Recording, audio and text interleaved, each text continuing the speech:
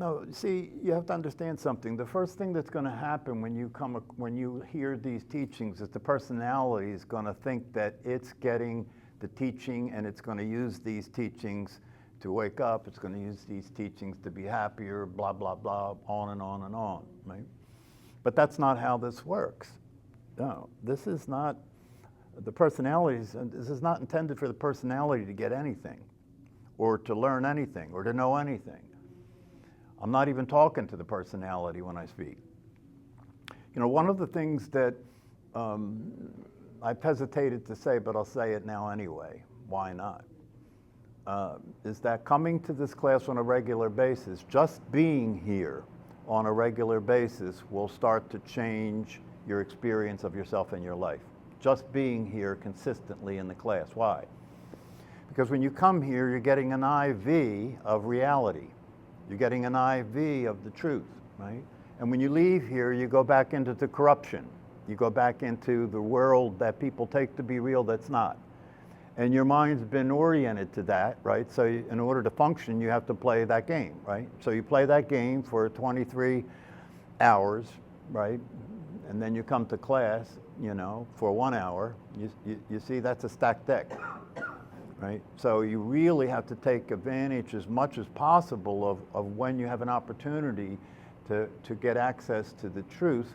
And even then, when you're here, I am not talking to you when I speak. I'm talking through you to who you are, you know. It wouldn't make any sense to talk to who you take yourself to be, because who you take yourself to be isn't real. That would make both of us crazy, right? And if who you take yourself to be doesn't exist and isn't real, it can't do anything. So it's not going to be able to help, right? And what's been the case all along is that, see, this is a transmission. It's not just a talk. It's a transmission, right? There's a transmission. The truth is being transmitted through your personality to your true nature, right? The personality will get in the way. It'll try and understand it and figure it out and turn it into a conceptual understanding, right, like that. But it's of no use. That's not going to make any difference, right? Just the fact that you're here and you're exposing yourself to the truth, no matter what you're thinking while you're here, the transmission's going on. And it's going past what you think directly into your true nature as awareness itself. And over time, there's a transformation. Yes. Over time, through simply exposing yourself to the truth, simply exposing yourself to the truth, simply practicing the simple technique of meditation, you know, over time, this will weaken the ability of the mind to maintain the illusion, you see? Because the mind's doing a magic trick all the time, isn't it? Yeah. If it's true that who you are is not your body and is not your personality, then something has to happen to maintain the illusion, doesn't it? Yeah, that's what thinking is. Thinking is the magic trick, right? Just because you think it, you believe it. Isn't it true? Just because you think it, you believe it. You would not believe your own thinking, even though in reality it's not even yours, right? Yeah. So coming to the class on a regular basis is important. It matters to come as often as you can, so you can make yourself available to the transmission of the truth. And so you can make yourself available to the transmission of the truth, and you can make yourself available to doing a practice. And when you do the practice in a group, it's more powerful. When you do the practice in a group, it's more powerful. And we want to take advantage of everything that we can in order to wake up, because without waking up, your past will be your future. Without waking up, your past will be your future. Guaranteed. It's scientifically true that your past will be your future. How is that the case? Well, when you think, where do you think the thinking's coming from? Yeah, it's coming from the past, right? And when the thinking you're doing that's coming from the past about the future, right? Where do you think you're coming up with the ideas about who you're going to be, what you're going to do, and how the future's going to be? From thinking, and the thinking is past-based thinking, right? So your future is your past. Yeah, one of my teachers did a whole group awareness thing on that, right? And put people in a 2-weekend training just to get them to wake up to that one thing, you know, that you have to get your past out of the future. Until you get your past out of the future is your past. The only way to get your past out of the future is you have to put your past back in the past. And the way we do that is to practice not thinking, because when you're not thinking, it frees you up from the thinking from the past to be here in the present with what's actually real and what's actually happening. And from that place, you can be creative, because when you're not thinking, you're experiencing your true nature, which is awareness, and that's unlimited. So to come up with a new idea, you really have to be out of the past. Yeah, to come up with a new idea, you have to go out of your mind, which is what Einstein said. He said that the theory of relativity occurred to him when he wasn't thinking. Right? And it's not easy, it's challenging, because thinking is given a sacred place in this society, isn't it? Yeah, when you go to school, what are they doing? Teaching you to think. Think about it. We're going to give you a problem. We want you to think about it so you can solve it. And then you orient yourself that way, and you think that everything is a function of thinking. And then you've just created a hell realm. So I want to share something with you, because one of the things that comes up for people in regard to these teachings and practices is they think, well, I have to perfect myself. I'm not a good person. I have bad habits. I do things that are wrong. I say things that are wrong. My relationships don't work very well. So I got to clean up my act. How could I possibly be enlightened with the way I am, right? This is a major misunderstanding, and if you don't let that misunderstanding go, it'll be a barrier, and you can't wake up and experience a state of well-being as long as you hold on to that. What I'm talking about in terms of what's possible is happening right now, no matter who you are, no matter what you did. I used to work in prisons with maximum security inmates, and I helped them realize that they could be free and enjoy the rest of their life even though they were in prison. Right? Because they were absolutely innocent. What did the crime was the state of mind that they were in, which was inherited by them from their childhood, in every single case without fail. Right? So even though you're innocent, it's like I always said to them, even though in reality you're innocent, you still have to pay, because in society, your behavior, you're responsible for it. Like that. Has to be that way, right? So this is something that was written by one of the teachers that I listened to, and she is awake. She is what you call an enlightened human being, right? And she wrote this, and she posted this. She posts some things up on the internet every week that she writes. And she's talking about the subject of the idea that you don't have to be any different than you are right now to experience being awake and fulfilled and relaxed and happy and satisfied without anything changing, because that's already the case, because that's your true nature and you are that right now. See what I'm saying? So she says, and she's saying this, so if she does any cursing, I'm not cursing, don't blame me. We are constantly faced with the paradox of being human, essentially being flawed, within the context of being this transcendental, inconceivable, infinite, divine fullness. Let me say that again.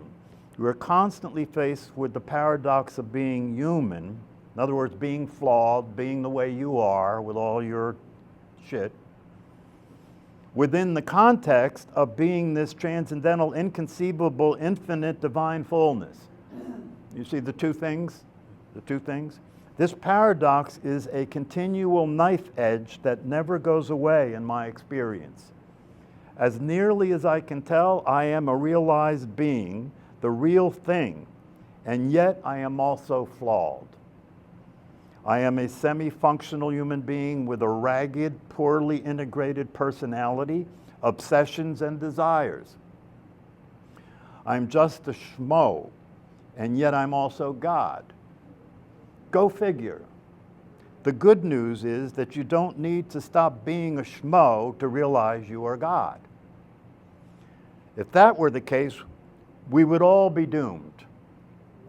The fallacy of simplistic spiritualities is the belief that we must correct our flaws or solve the dilemma of our pathetic failings Fortunately, that's not the case. You already are God. You cannot not be God. It doesn't matter that you're a schmo. What a delightful and potent fact that is. People are so intrinsically full of self-loathing that they assume that anything good requires them to be better or to be a better version of themselves. In other words, you don't deserve it. But that's just a fallacy. Thankfully, that's not true, or we'd all be in trouble. The best of you can do is to be yourself. If you're not feeling stuck or fucked up in your life, that's okay. If you're feeling stuck or fucked up in your life, that's okay. And I'll bet every one of you, just like me, experiences that at one point every day of your life. That's okay. Acknowledge those feelings without trying to apply an anecdote or fix them. Instead, sidestep the urge to fix and seek some degree of contact with the amazing presence that is always here. This presence, by its very nature, does the dismantling for you effortlessly. You got to get that. To the degree that you're experiencing your true nature, as that experience of your true nature continues to expand and stabilize and become consistent, that's what will clear up the mess your personality is. You don't have to do anything. Just practice in order to realize your true nature. It's that simple. I'm putting myself out of business here as a psychologist. It's a good thing I don't need the money. All right. This approach is delightfully easy and fun. Simply connect with the openness, the presence, and the amazingness, even if only to a small degree, which is what Candace O'Denver is saying, even if only to a small degree, even if it's only brief moments of resting as the awareness that is your actual true nature. Even if it's only brief moments, that matters. Now, because the more contact you make with it, right, the sooner it will become consistent and stable, right, which means the sooner you'll show up, the sooner you'll be awake. It's no problem if you snap back into old patterns. You will. It's inevitable. Just repeat the cycle. Each contact with this amazingness does the work for you.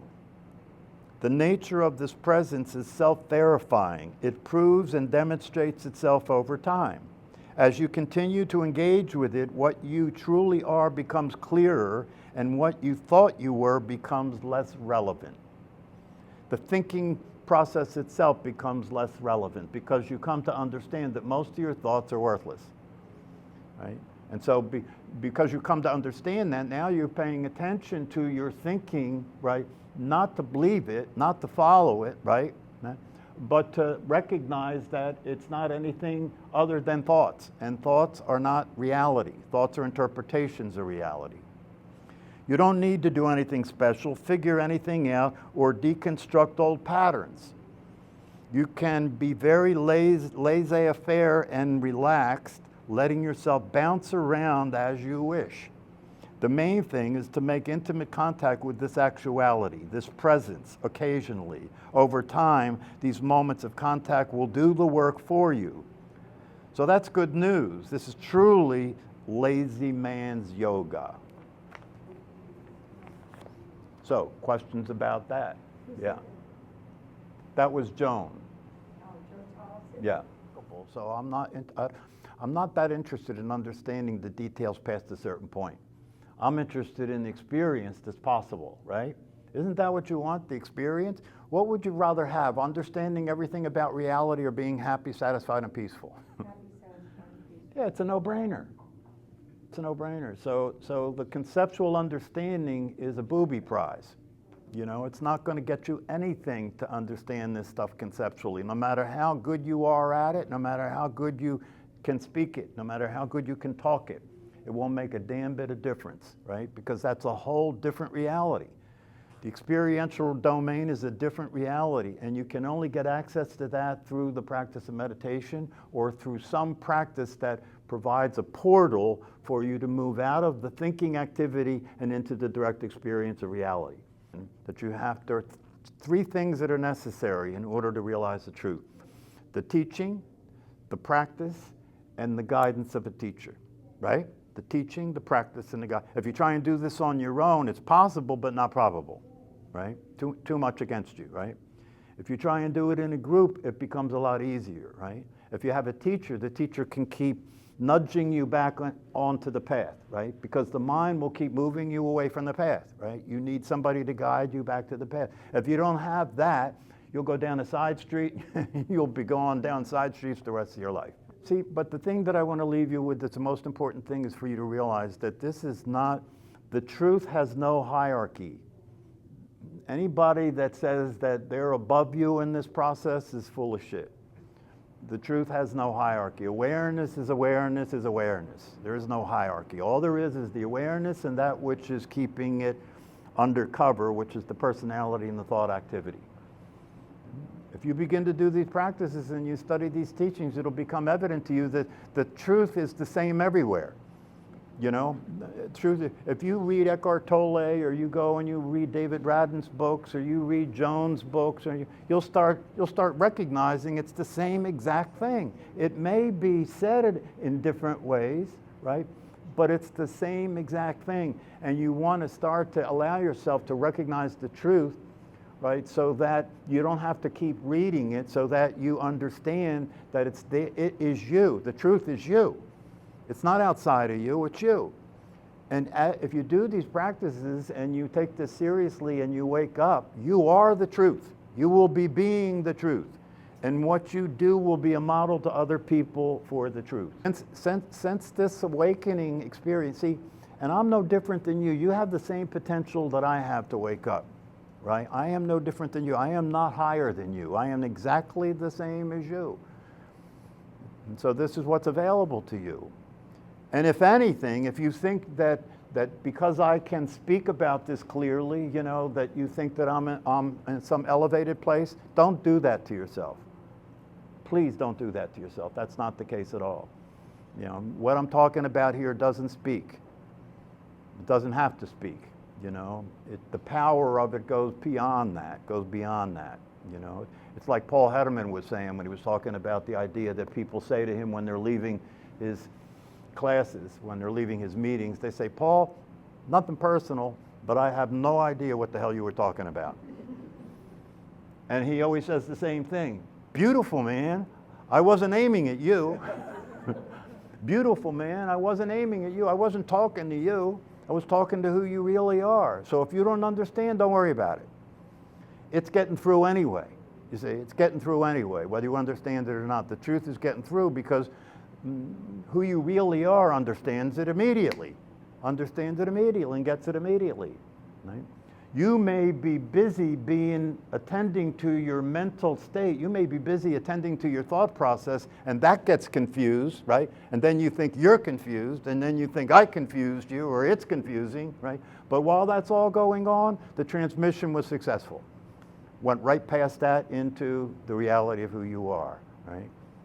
And that reality of who you are that it went right past and hit, right? That reality of who you are, no matter what you do, that will start to come back to you in many different ways in terms of trying to get your attention.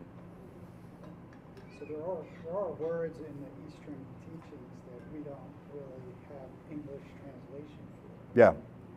That's one of the reasons that it's so important these days for there to be contemporary teachers. Because the people that are still teaching directly from traditions, it's not helpful because the people don't understand the words, and the culture and the society that existed 2,500 years ago was like on another planet. You know, it was that different. So it's not relevant. So that's why as a psychologist, I can speak about these things in a way that's more relevant, right? Because I'm used to talking about it as they relate to the personality.